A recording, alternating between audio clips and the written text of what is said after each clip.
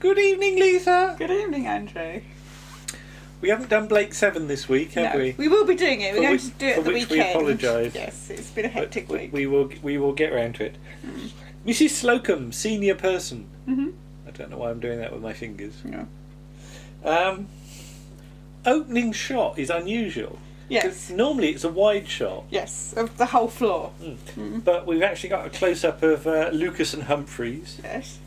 Doing their business. Yes. And then we cut to Mrs Slocombe with blue hair. Don't you get a shot of Alfie Bass before You that? do get a shot of Alfie Bass. Well, you should take that then. Oh, okay. But then Mrs Slocombe is blue, Yes. and she's selling a hat. Yes. But she's talking to Miss Brahms about how she wants to be considered for advancement. Yes. And so she gets put on a list for possible executive, positions.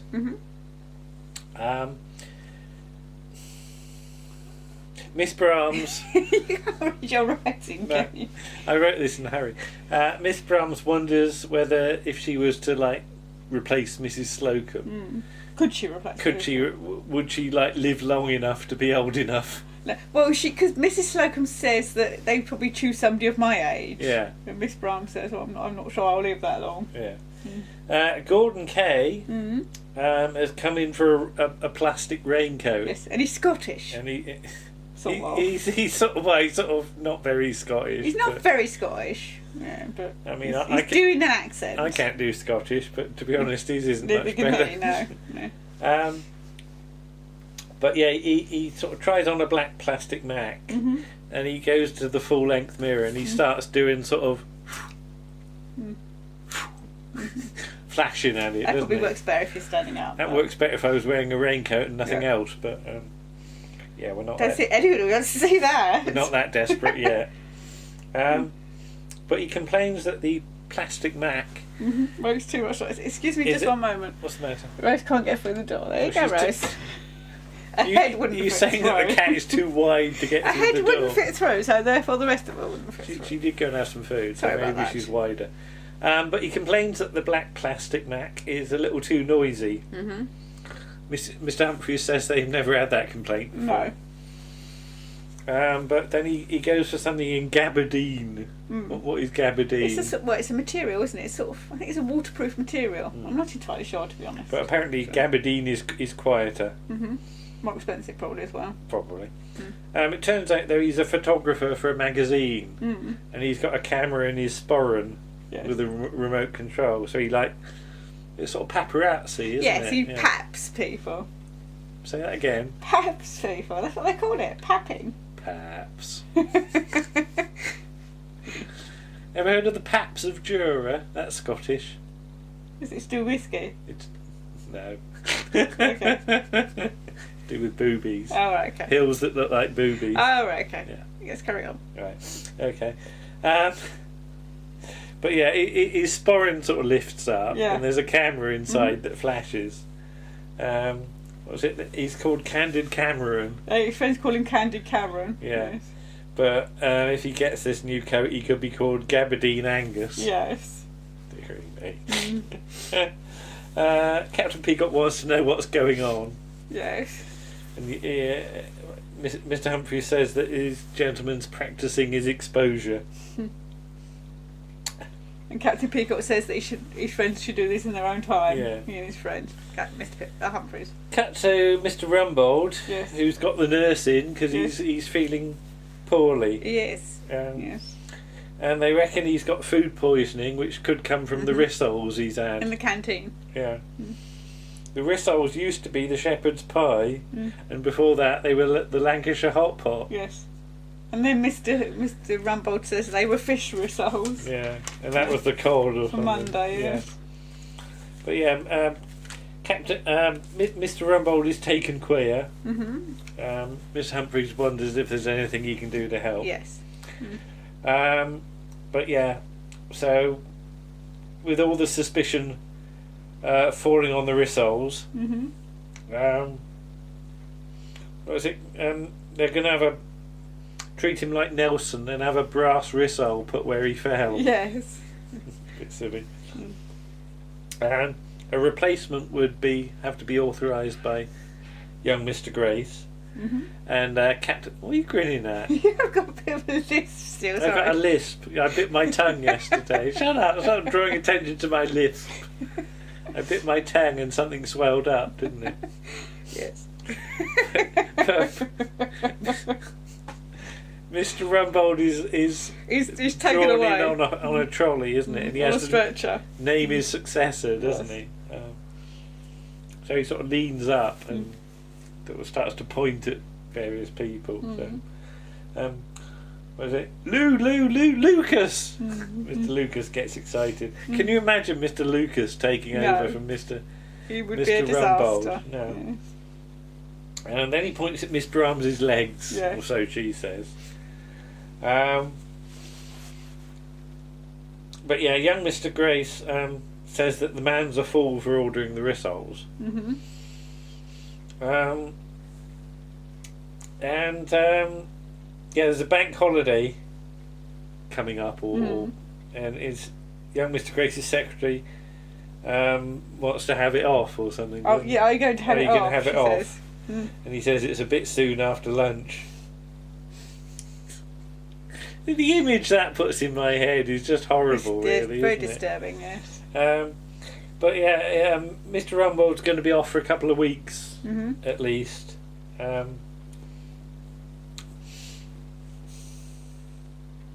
am the what? I am the plum. I am the plane. I have no idea what that's. Something about Alfie Bass. Anyway, never mind. What is it? Because he put initials against their names. Oh, okay. Maybe. Yeah. Mr Goldberg is apparently past it. Mr Humphreys, there's just a question mark against him. Miss Brahms is a possible, though that's on a different list. Yes. And Mrs Slocombe is worth trying out in a new position. Okay, that's right. Yes.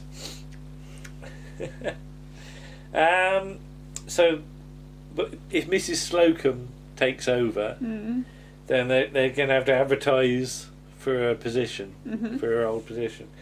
And Captain Peacock suggests something like, what is it, a crabby old bag to be dragging in charge, or something like that. It's a very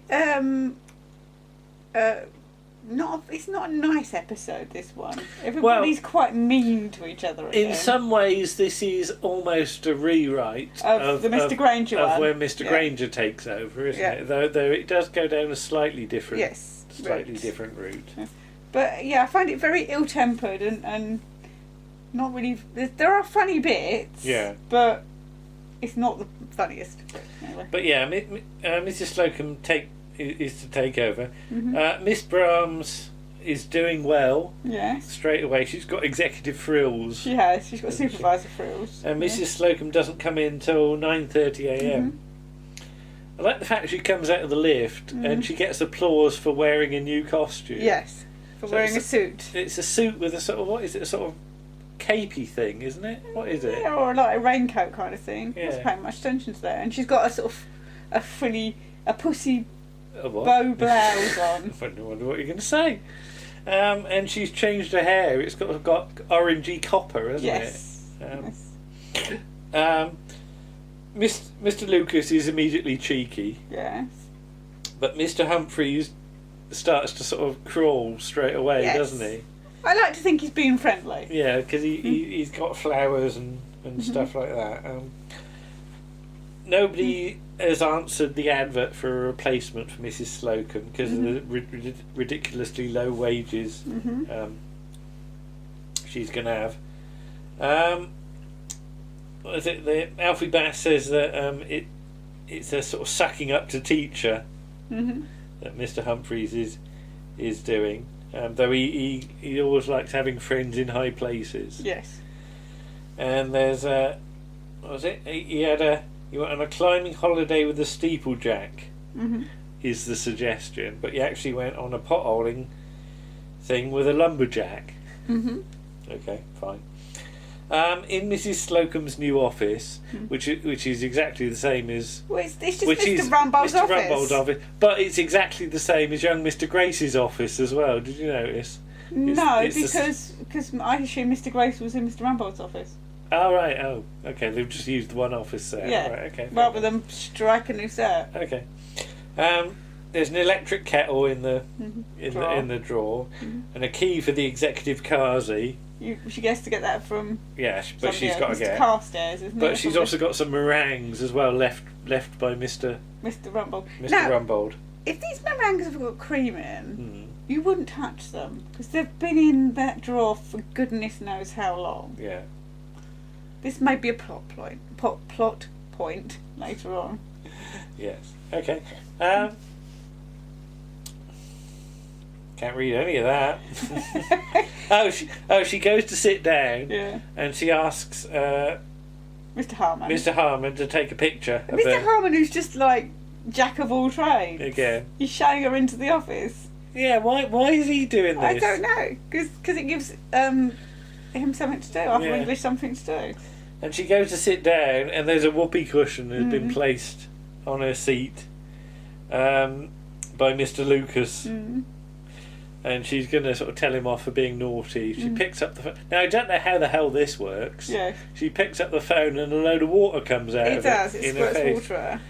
You can't get water phones. I don't know. I mean, I remember when you used to get... did you ever send off for a joke catalogue? Possibly. Because you used to get them advertised in Doctor Who magazine. And it was things like sort of laxative sweets and... Yeah. And whoopee cushions and things like that. And flies in sugar and things like that. This is going back a long way, but I think we might have had a joke shop in a town near us. An actual joke shop? An actual joke shop, because I sort of vaguely remember passing it. Not going in, but passing the window. Okay. I think I might have sent off for a joke catalogue. Yeah. I think most children do, don't they? Just to see... I did have a whoopee cushion because I remember it used to say on it, emits a real Bronx cheer. All right, okay. Yeah. But yeah, you don't get enough whoopee cushions these days and things. No, it's not considered polite anymore, is it? Is it not? No. I don't need one. Oh, no, you don't. Okay. I wasn't going to say that. Warren would. Warren would. In the canteen, the big question is who is with or without. I assume that means sugar. Yes. And Alfie Bass has got hot water only. Yes. Because he's got to have a pill or something. Indigestion pill. But he hasn't got them. Yeah. Mrs Slocombe's going to have a two-piece executive suit. And was it that Alfie Bass is going to have to measure her? Yes. But he swiftly delegates that. To Mr Humphreys. He doesn't like... Again, Alfie Bass, this actually is one where he has very little to do, isn't he? No, he's just there to be sarky, really, isn't he? In fact, you could stick Mr Tebbs or Mr Granger it's a very interchangeable part for this. It would make Makes no no difference difference whatsoever.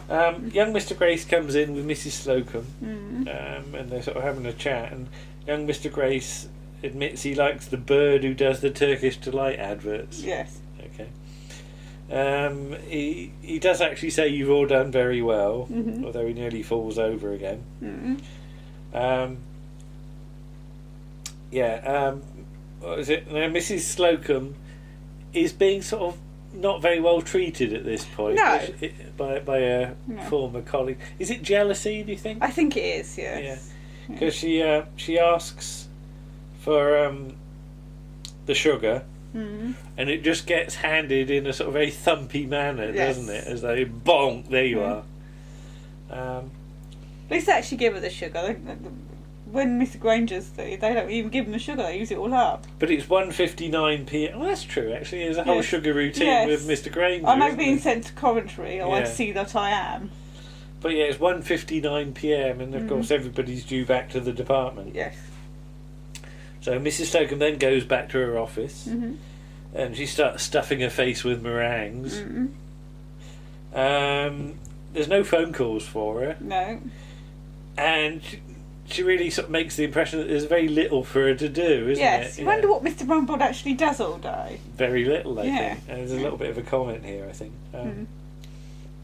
And she's got some pink blotting paper that she doesn't like. Yeah. She wants some green. So she rings up to get some green stuff. But they've got to stick with the pink stuff until they run out of it, which won't be until 1992. Yeah, it's like our bakery labels. They got new labels for the bakery because of the allergen information they had to print on them. And the old ones, you couldn't scan them properly. Yeah. So, but they couldn't use the new labels till the old ones had run out. So they had quite a lot. They've actually run out now. There's a Yes Minister where it's all about like the Army and the Navy and the Air Force have got like stockpiles of like 40 years worth of baked beans and jam and stuff like that. So yeah, but yeah, she phones up cosmetics to get some samples for toiletries. Although she claims she's been she can't come down because she's run off her feet. Rushed off her feet. Yeah. But yeah, Miss Brahms is doing very well, isn't she? She phones her up for a chat and she says she can't stay on there. No, she's got a £3,000 fur coat and crocodile shoes on the go, all sorts of stuff. Yeah, but yeah, so they're really not missing her at all, are they? No, it's a rather mean comment, really. Yeah. So yeah, Mr. Humphreys and Mr. Lucas come in to do the measurements, and she pretends to be on the phone by that thing of putting your finger on the knob and still speaking. Mr. Lucas doesn't fall for it at all. No. She's pretending she's got some sort of deal, and John Lewis is mentioned, isn't it? Yes. But yeah, so they've got the swatches for the new suit she's going to have. She says that stripes are slimming, and you've never seen a fat zebra apparently. So Mr. Lucas says. So yeah, they've got to do the measurements. So should she have trousers or a skirt? And the tape measure is not big enough. No. Because it only goes up to 42 inches. Yes. So they have to make do with like 42 inches and a pencil or a rubber or the week ending October the 5th because Mr. Humphreys tears a bit off the calendar. Yeah. Then the cosmetics lady arrives. Yes. And she's a bit brusque, isn't she? Yes. Because she keeps sort of handing stuff to Mr. Humphreys. Mr. Lucas sort of leaves at this point. Yes. And at first she's sort of brusque with Mr. Humphreys, but then she seems to quite like him. I don't know what happens. Yes. Everybody, all ladies love. Does everybody like Mr. Humphreys? I suppose it is. Well, everybody loves Mr. Humphreys. But yeah, there's a range of soaps that she could have from like 50p to £6. Yeah. So she goes for the carbolic. £6 is a lot of money for soap. It's a lot of money now, let alone 1979. What's the one you sometimes have? Pears, isn't it? You've had the pears one. Yeah, I've had that's pears. The orange see-through one. Yes, that's not the carbolic one. I've had the carbolic one as Carbolic's green, isn't it? Yeah, I quite like the smell of it, actually. Okay. What was the posh soap you used to get in the adverts? Camay, wasn't it? Yes, you can't get that anymore. Somebody sat in a bath. Yes. Yeah. Lathering her arms. Lathering herself up. Yeah. Pardon the expression. And I like the way when the soaps, because she got like soaps and was it flannels and things like that. And towels and things like that. And she does the lady does the sort of posh selling routine. And then when she talks to Mr. Humphreys, she's a lot more common, isn't she? Yes. Yeah. So Mr. Humphreys gets to see the real side of it. But as she exits, she refers to Mrs. Slocombe as a silly old bitch. But yes, so right, where are we? Page 6. No, other way. Yay! There we go. But Mrs. Slocombe soon realises that she's missing everybody. Yes, because she's got no one to talk to. Yeah, but this is weird. This sort of I don't know quite how this would work, but apparently if you spend 2 weeks as management, you can't then return to the union. Apparently, yeah. But if that was the case, and Mrs Slocombe then has to stop being, in this position, what's supposed to happen to her? God knows. Because the implication is she can't go back to her old... No. So she can't get the sack. No. So they have to give her an executive job. So would she have to get an invented position? Probably, yeah. I don't know. It's very weird, I don't know. But Captain Peacock comes in with various checks for stuff that Miss Brahms has sold, which totalled to £3,579. Yes. So she's done really well. Really well. Is the implication here that Mrs Slocombe puts people off? Either that, or maybe they prefer dealing with a younger person. Who knows? Yeah, but yeah, I don't quite know what to make of what they're trying to say here. Yeah. Interesting, though. I mean, had Molly Slocombe wanted to leave, it would have been an ideal opportunity at this point to write her out. Yeah, but obviously that's not. It just feels like they're being mean for the sake of being mean, in a way. But Mr Rumbold's on the phone now, and he says he's going to be another couple of weeks. Yeah. But it wasn't the rissoles, it was the cream in the meringues. Yeah. And he's had one and ended up in this state, and there were 2 left. And so I think Mr Harmon's... Again, Mr Harmon, falls to Mr Harmon to save everybody. Yes.